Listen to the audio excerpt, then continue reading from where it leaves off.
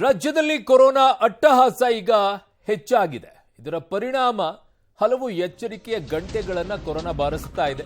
ಎಚ್ಚರಿಕೆ ಹೆಜ್ಜೆಯನ್ನ ನಾವು ಕೂಡ ಇಡಬೇಕಾಗಿದೆ. ರಾಜ್ಯದಲ್ಲಿ ಈಗ ಸದ್ಯಕ್ಕೆ ಕೊರೋನಾಗೆ ಒಟ್ಟು 7 ಜನ ಸಾವನ್ನಪ್ಪಿರುವಂತಹ ವರದಿ ಬರ್ತಾ ಇದೆ. ಕೋವಿಡ್ ಕ್ಯಾಬಿನೆಟ್ ಉಪಸಮಿತಿಯ ಸಭೆಯಲ್ಲಿ ಚರ್ಚೆಯನ್ನ ಕೂಡ ಮಾಡಿದ್ದಾರೆ. ಬೆಂಗಳೂರು, ಮೈಸೂರು, ದಕ್ಷಿಣ ಕನ್ನಡದಲ್ಲಿ ಟೆಸ್ಟಿಂಗ್ ಹೆಚ್ಚಳಕ್ಕೆ ಸೂಚನೆಯನ್ನ ಕೊಟ್ಟಿದ್ದಾರೆ. ಕ್ಲಸ್ಟರ್ ಮಟ್ಟದಲ್ಲಿ ಸ್ಯಾಂಪಲ್ ಜಾಸ್ತಿ ಕಲೆಕ್ಟ್ ಮಾಡುವಂತೆ ಸೂಚನೆಯನ್ನ ನೀಡಲಾಗಿದೆ. ಆರೋಗ್ಯ ಸಚಿವ ದಿನೇಶ್ ಗುಂಡೂರಾವ್ ನೇತೃತ್ವದಲ್ಲಿ ಸಂಪುಟ ಉಪಸಮಿತಿಯನ್ನ ರಚನೆ ಮಾಡಿದ್ದಾರೆ. ಅಲ್ಲಿ ಸಭೆಯನ್ನ ಕೂಡ ನಡೆಸಿದ್ದಾರೆ. ಈ ಸಭೆಯಲ್ಲಿ ಮಹತ್ವದ ಚರ್ಚೆಯನ್ನ ಮಾಡಿಕೊಂಡಿದ್ದಾರೆ. ಈಗ ಹಲವು ರೀತಿಯಾದಂತಹ ಸಲಕರಣೆಗಳು ಕೂಡ ಬೇಕಾಗಿದೆ. PPE ಕಿಟ್ಟು, ಟೆಸ್ಟಿಂಗ್ ಮಟೀರಿಯಲ್ಸ್ಗಳು ಇವೆಲ್ಲವೂ ಕೂಡ ಬೇಕು. ಹಾಗಾಗಿ ಅವುಗಳನ್ನು ಖರೀದಿಗಳನ್ನು ಕೂಡ ಮಾಡಬೇಕಾಗಿದೆ. ಅದಕ್ಕೂ ಕೂಡ ದುಡ್ಡಿದೆಯೋ ಇಲ್ವೋ ಗೊತ್ತಿಲ್ಲ ಈಗ ಸದ್ಯಕ್ಕೆ ಸರ್ಕಾರದ ಬಳಿ.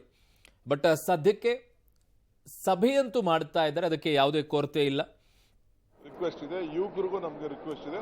ನಾವು ಯಾರಿಗೂ ನಿಮ್ಗೆ ಏನು ನಿರ್ಬಂಧವನ್ನ ವ್ಯಾಪಾರ, ವಹಿವಾಟು, ವ್ಯವಹಾರ ಯಾವುದಕ್ಕೂ ಕೂಡ ಮಾಡಲ್ಲ.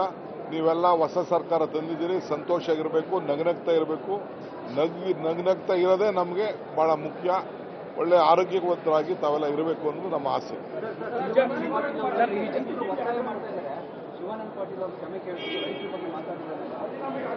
ನೋಡಿ, ನಾನು ಅವ್ರ ಹತ್ರ ಮಾತಾಡ್ತೀನಿ, ಅವರು ಯಾವ ಇದರಲ್ಲಿ ಹೇಳಿದಾರೋ.